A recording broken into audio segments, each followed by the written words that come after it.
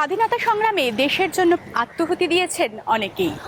তাদের মধ্যে বাংলার অগ্নিকন্যা প্রীতিলতা ওয়াদ্দেদারের নাম তো আমাদের সকলেরই জানা, কিন্তু তার পিছনেও রয়েছে আরও এক মহীয়সী লড়াই। সে কাহিনী হয়তো অনেকেরই অজানা। স্বাধীনতা সংগ্রামে বাংলার অগ্নিকন্যা প্রীতিলতা ওয়াদ্দেদারকে কম বেশি আমরা সকলেই চিনি। ব্রিটিশদের রক্তচক্ষুকে উপেক্ষা করে যুদ্ধ ঘোষণা করেছিলেন তিনি, পরে শহীদ হন। তবে প্রীতিলতাকে গড়ে তোলার পিছনে যিনি ছিলেন তাকে কতটা মনে রাখতে পেরেছি আমরা? কজনই বা জানি তার নাম? বাসন্তী ওয়াদ্দেদার। বাসন্তী ওয়াদ্দেদার ছিলেন নিজেও একজন স্বাধীনতা সংগ্রামী ছিলেন, এবং আরেকটা পরিচয় তার ছিলেন, তিনি প্রীতিলতা ওয়াদ্দেদার যিনি ছিলেন তার দিদি বাসন্তী ওয়াদ্দেদার।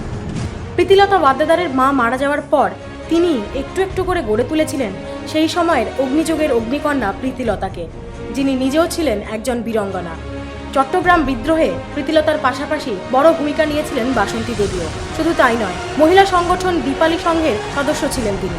এই সংঘের কাজ ছিল সাধারণ মানুষের কাছ থেকে অর্থ সংগ্রহ করে তা ব্রিটিশদের বিরুদ্ধে লড়াই জারি রাখা বিপ্লবীদের কাছে পৌঁছে দেওয়া।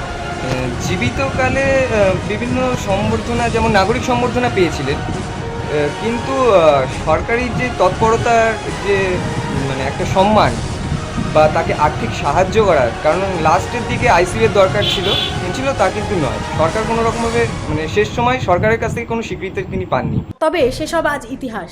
69 বছর পেরিয়ে আজ 70-এ পা। আন্তর্জাতিক দরবারে ভারত আজ এক গুরুত্বপূর্ণ দেশ।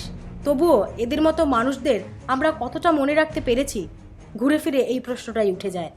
নদিয়া থেকে কৌশিক রায়ের রিপোর্ট।